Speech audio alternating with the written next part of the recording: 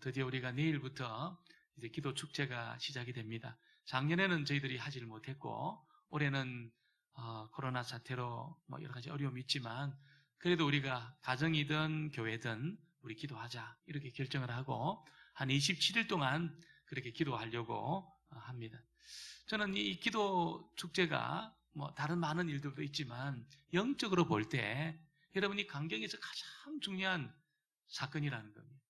왜냐하면 어둠의 세력은 무슨 이런 축제를 한다, 뭐 이런 모임을 갖는다, 눈도 깜짝 안 합니다. 눈도 깜짝 안 해요. 그런데 하나님의 사람들이 기도하기 위해서 모인다.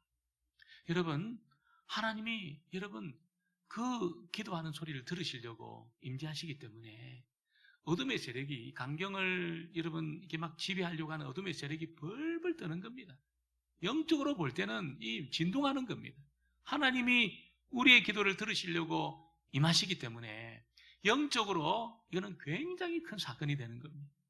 여러분 주님 앞에 믿음을 가지고 그렇게 믿음의 걸음을 걷게 되기를 주의 이름으로 축원합니다. 이 기도는 성도들만 가지고 있는 특권입니다.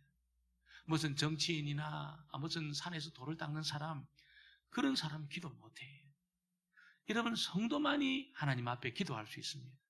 그래서 성도에게 있는 가장 큰 특권 중에 하나가 기도라는 겁니다.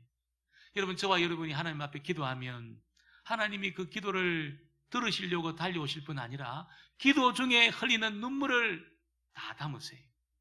눈물병에 다 담으세요. 그러니까 여러분 성도들의 그 눈물 한 방울이 얼마나 귀한지 몰라요. 하나님이 여러분 감동하시는 겁니다. 다른 거는 뭐 감동을 잘 안 하지. 뭐 자연이 아름답다, 무슨 그림이 멋지다, 무슨 빌딩이 높다, 별로 감동 안 하세요. 하나님이 너무나 크게 감동하시는 것은 성도들이 하나님 앞에 기도할 때 그 눈물로 기도하는 그 기도 있잖아요. 통곡하며 드리는 기도. 여러분 그 눈물이 마르기 전에 다 담으세요. 눈물병에 다 담으세요. 그리고 그 눈물로 드리는 기도를 여러분 이 요한계시록에 보면 천사가 향로에 담아가지고 하나님 앞에 다 올린다는 겁니다. 그 담아가지고 땅에 떨어지지 않고 다 기도 향로에 담아가지고 하나님의 보좌 앞까지 그렇게 가지고 간다는 거예요. 하나님이 그런 기도를 너무나 기뻐하셔서 그 기도를 여러분 이루심으로 여러분 이 세상에 이 역사를 하나님이 경영해 가시는 겁니다. 우리가 겉으로 볼 때는 힘 있는 나라의 정치인들이 이 세상을 경영하는 것처럼 보이지만 영적으로 보면 여러분 하나님의 백성들이 드리는 기도를 통해서 이 세상이 경영이 되어지는 겁니다. 여러분이 기도의 지경을 넓히게 되기를 주의 이름으로 축원합니다. 넓히셔야 돼요. 크게 넓히시고 우리가 나라를 위해서도 기도하시고 민족을 위해서도 기도하시고 또 이 코로나 사태를 위해서도 기도하시고 지경을 넓히시길 바랍니다. 여러분 허공에다가 하면 아무런 일이 없지만 하나님 앞에 기도하면 하나님이 들으시고 하나님이 이루시기 때문에 이 기도가 여러분 힘이 있다는 것입니다. 오늘 우리가 읽은 이 말씀에 등장하는 히스기야는 우리가 잘 아는 사람입니다. 여러분이 이스라엘이 큰 부흥을 일으켰습니다. 아버지가 완전히 나라를 말아먹었는데 여러분 이 히스기야가 나라를 부흥의 역사를 통해서 일으킵니다. 예배를 회복시키고 여러분 이 국력을 확장을 시키고 나를 견고하게 만들었습니다. 그런 여러 가지 일들을 했지만 히스기야 하면은 한마디로 히스기야를 한번 정리해봐라. 그러면 여러분 히스기야는 기도하는 사람이었다. 기도하는 사람. 할렐루야. 그런 기도하는 사람이었습니다. 여러분 편안할 때 기도한 것이 아니고 여러분 정말로 감당할 수 없는 문제 앞에서 히스기야는 그 문제로 절망하지 않고 하나님 앞에 나가서 기도하는 기도의 사람이었다는 것을 우리에게 알려주고 있는 것입니다. 히스기야가 언제 기도합니까? 오늘 첫 번째 보면 히스기야가 죽을 병에 걸렸는데 그 죽을 병 앞에서 절망하는 것이 아니고 하나님 앞에 기도했다는 겁니다. 여러분이 왕인 히스기야가 병에 걸렸는데 아마 중병에 걸린 것 같습니다. 그는 잘 걷지도 못하고 그래서 그는 여러분이 절망적인 자신의 이 병 때문에 그렇게 힘들어하고 있는 여정에 하나님이 말씀을 이사야를 통해서 들려주는데 하나님이 들려주시는 말씀이 어떤 말씀입니까? 야 히스기야 너 이제 더 이상 살지 못해. 이제 너 이제 죽을 거니까 너 빨리 집에 가서 짐이나 정리하고 나에게 와. 이렇게 말씀하신 겁니다. 누가 이렇게 말씀했습니까? 하나님이 그렇게 말씀했어요. 너 이제 죽지, 너 살지 못하고 이제 죽을 거야. 이렇게 말씀한 거예요, 하나님이. 여러분, 하나님이 이렇게 말씀했다면 끝난 거 아니겠습니까? 하나님이 여러분, 괜찮아, 이스기야, 힘내. 너 어렵지만 힘내고 용기를 가져. 살 수 있어. 이렇게 말씀하며 해도 막 이스기야가 뭐 될까 말까인데 하나님이 너 죽는다는 거예요. 너 더 이상 살지 못하고 너 죽는다. 이렇게 하나님이 절망적인 말씀을 한 겁니다. 1절 하반절에 보니까 여호와의 말씀이 너는 집을 정리하라. 내가 죽고 살지 못하리라. 하나님이 말씀한 겁니다. 하나님 말씀. 하나님이 이렇게 하기로 결정했다면 끝난 거죠, 여러분. 끝난 거죠. 너는 살지 못하고 너는 죽고 살지 못하리라. 이렇게 말씀했다면 이제 끝난 겁니다. 하나님이 이렇게 결정했으면 모든 상황이 끝난 겁니다. 여러분, 그런데 히스기야가 죽는 자리로 가지 않고 기도하는 자리로 갔다는 거예요. 이게 믿음의 사람의 특징입니다. 그리고 하나님이 그렇게 말씀하셨어도 하나님 나를 불쌍히 여겨달라고, 하나님 나에게 은혜를 베풀어 달라고, 그러면서 죽는 자리로 가는 것이 아니고 기도하는 자리로 갔다는 겁니다. 우리 2절 3절은 같이 한번 보겠습니다. 2절 3절 말씀을 같이 봅니다. 히스기야가 낯을 벽으로 향하고 여호와께 기도하되 여호와여 구하오니 내가 진실로 전심으로 주 앞에 행하며 주께서 보시기에 선하게 행한 것을 기억하옵소서 하고 히스기야가 심히 통곡하더라. 아멘. 여러분, 벽을 보고 사람 만나지 않고 있잖아요. 벽을 보고 하나님 앞에 기도하는데 여러분 심히 통곡하며 기도한 거예요. 눈물로 기도한 거예요. 나를 불쌍히 달라고 그렇게 기도한 거예요. 비록 하나님이 그런 결정을 하셨지만 하나님 나를 그렇게 나를 흘러가지 않게 하시고 나를 불쌍히 여겨달라고, 나에게 다시 한번 기회를 달라고 그렇게 눈물로 하나님 앞에 기도하며 히스기야가 나간 겁니다. 믿음의 사람의 특징이 이겁니다. 이거. 그냥 주어진 상황을 그대로 받아들이고 나 이제 끝났구나 이렇게 하는 것이 아니고, 여러분, 믿음의 사람은 하나님 앞에 비록 내가 하나님이 나의 생명을 취한다고 하지만 주님 나에게 한 번 기회를 더 달라고, 나를 한 번 불쌍히 여겨 달라고, 그리고 그는 절망하는 자리로 간 것이 아니고 기도하는 자리로 나갔다는 거예요. 우리가 어떤 문제까지 기도해야 될까요?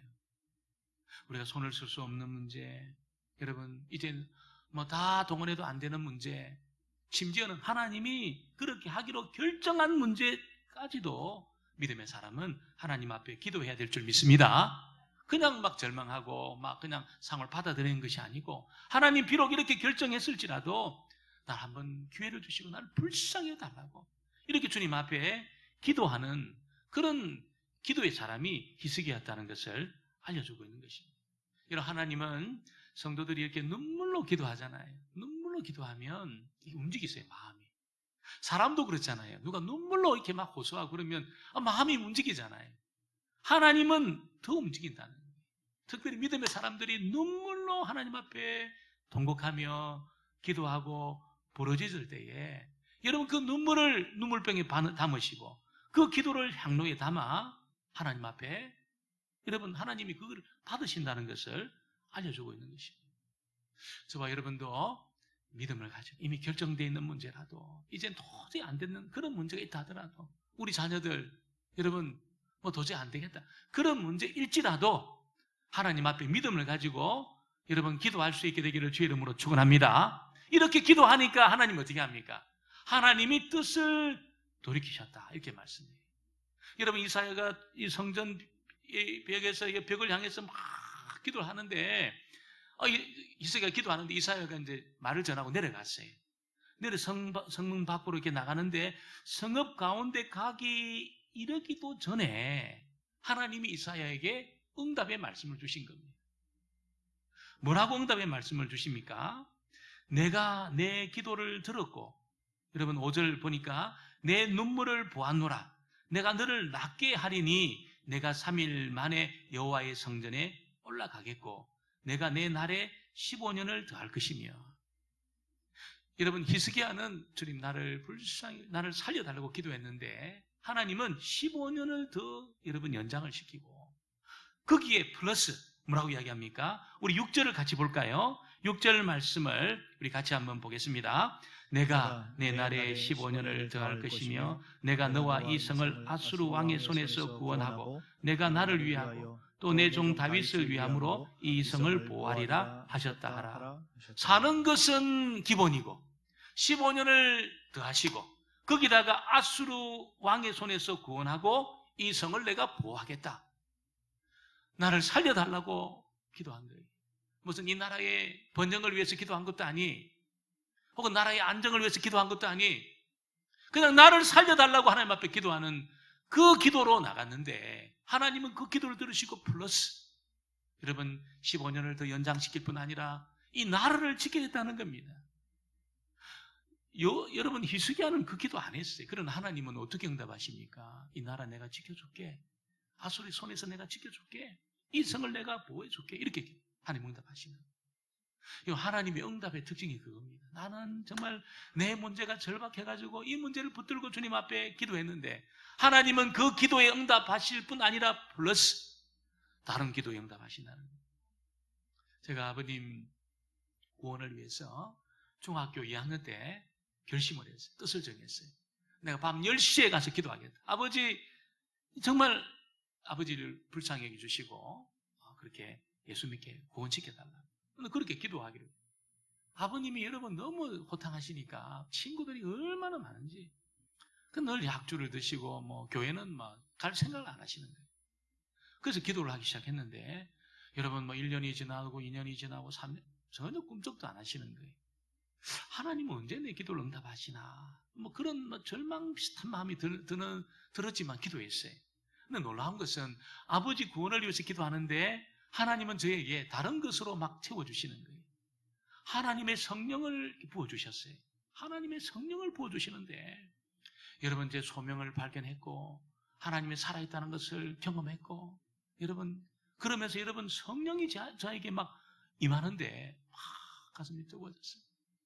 주를 위해 살려고 저는 그렇게 결심을 했어요. 아버지 구원을 위해서 기도하는데 주를 위해 내가 살겠다는 결심을 하고 그렇게 기도하는 여정에 고3 때 아버님이 아프셔가 누워 계셨는데 저한테 그러셨어요.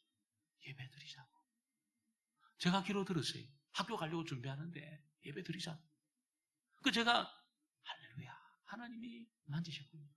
그리고 아버지하고 같이 예배 드리면서 예수님에 대해서 말씀드리고 하나님의 성령님에 대해서 말씀드리고 죽고 그냥 모든 것이 죽으면 끝인 게 아니고 천국이 있고 지옥이 있습니다. 아버님 예수님을 구주와 주인으로 영접하셔야 천국 갑니다.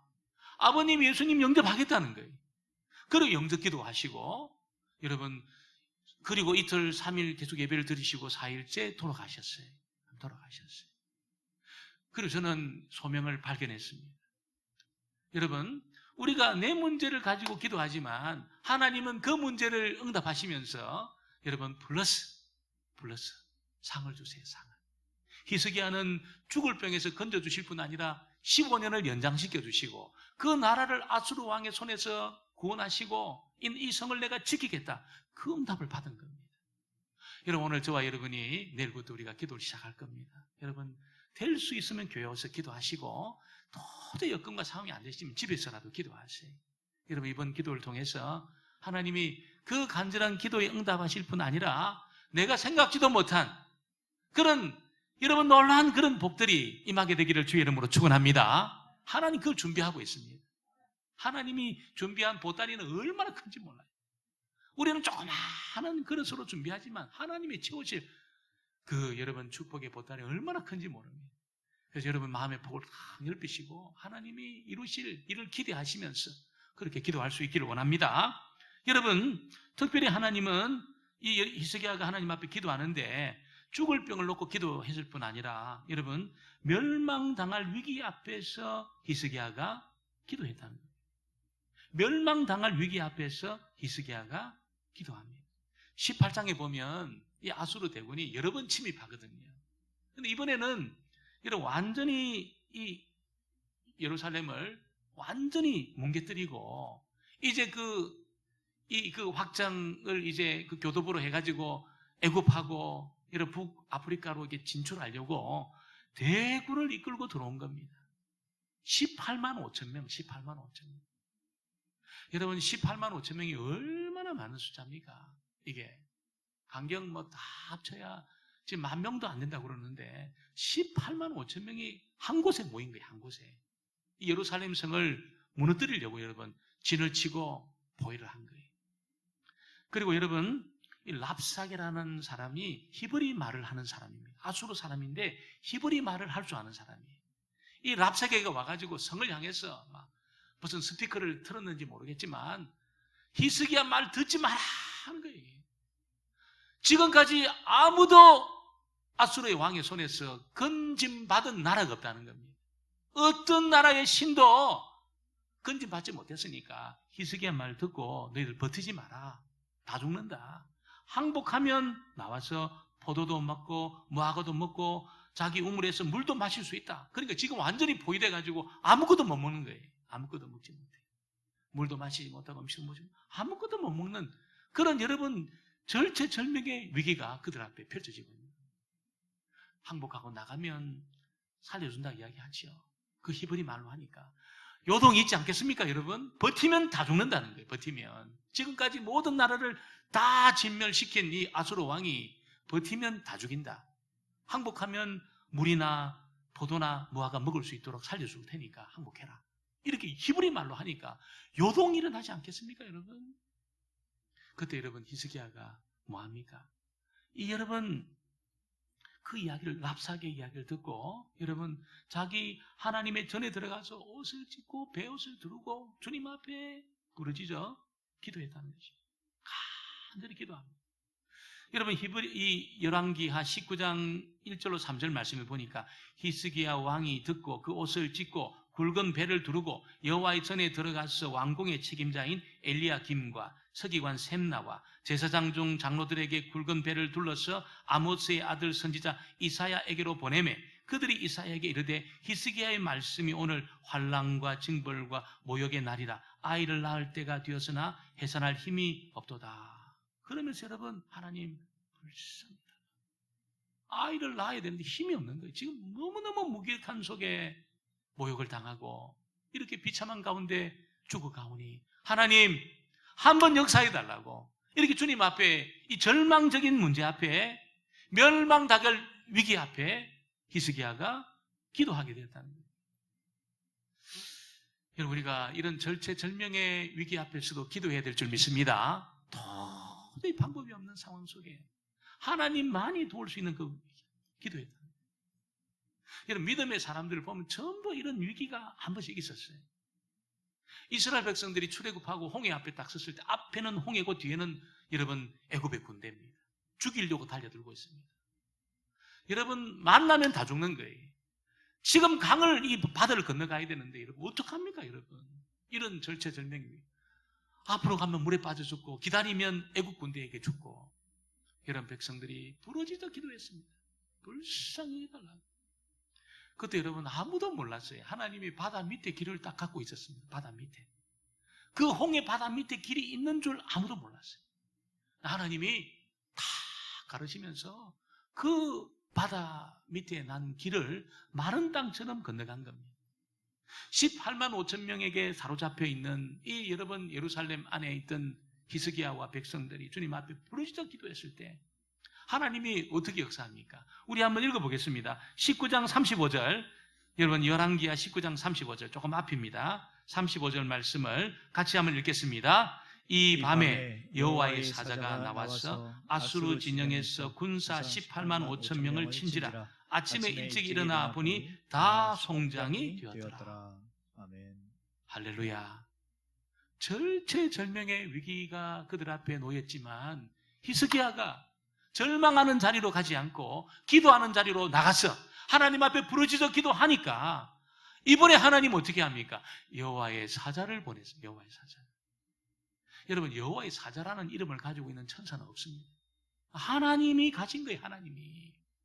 하나님이 직접 가신 거예요. 18만 5천 명을 여러분 하룻밤에 몰살을 시켰습니다. 전부 송장이 된 겁니다. 전부 송장이. 그 서슬프른 여러분 그 군대가 전부 송장이 되었다는 것입니다. 얼마나 급했으면 하나님이 내려가십니다. 하나님이. 여러분, 저와 여러분이 정말 절체절명의 위기가 있어도 더 길이 없고 방법이 없다. 여러분, 절망하는 자리로 가지 마시고 기도하는 자리로 가게 되기를 주의 이름으로 축원합니다. 하나님이 살아계시니까 급하면 하나님이 임하십니다. 급하면 하나님이 찾아오시는 겁니다. 저와 여러분이 주님 앞에 이런 부르짖어 기도하는 이 기도 축제 기간 동안에 하나님이 여러 번 찾아오시게 되기를 주의 이름으로 축원합니다. 여러분, 하나님은 세상을 움직이시고 또 자연을 동원하시고 군대를 동원하시는 그런 분이 하나님이십니다. 이번 기도 축제에 어떤 방법으로 하나님 역사할지 모르겠어요. 하나님을 기대하시게 되기를 주의 이름으로 축원합니다. 사람은 기대하면 안 돼요. 사람은 기대할 게 없어요. 그러나 하나님은 기대할 수 있는 분이신 줄 믿습니다. 오늘 세 번째는 여러분, 이 히스기야가 이 초기 때입니다. 초기 때인데 그때도 여러분 아수르 대군이 그렇게 몰려온 거예요. 그때는 믿음이 없었는지 히스기야가 여러분 아수르 대군이 몰려오니까 항복합니다. 그때는 손을 들고 화친을 그렇게 요구합니다. 뭘 원하시든지 우리가 다 들어줄 테니까 아수르 왕이여 우리를 치지 마시라고.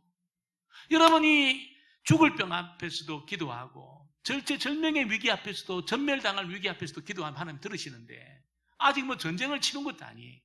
그냥 여러분 아수르 대군이 그렇게 여러분 왕이 되고 14년 이후에 딱 오니까 이 히스기야가 그냥 아예 항복을 하면서 굴복을 하면서 무엇을 요구하든지 다 듣겠습니다. 이렇게 이야기를 합니다. 그때 여러분 이 아수르의 왕 사네립이 뭐라고 이야기합니까? 우리 18장 14절을 같이 볼까요? 18장 14절 말씀을 우리 같이 한번 보겠습니다. 유다의 왕 히스기야가 라기스로 사람을 보내어 아수르 왕에게 이르되 내가 범죄하였나이다. 나를 떠나 돌아가소서. 왕이 내게 지으시는 것을 내가 당하리이다 하였더니 아수르 왕이 곧 은 300달란트와 금 30달란트를 정하여 유다 왕 히스기야에게 내게 한지라. 여러분 금 30달란트, 이 달란트가 어느 정도 되는 무게냐면 여러분 33kg입니다.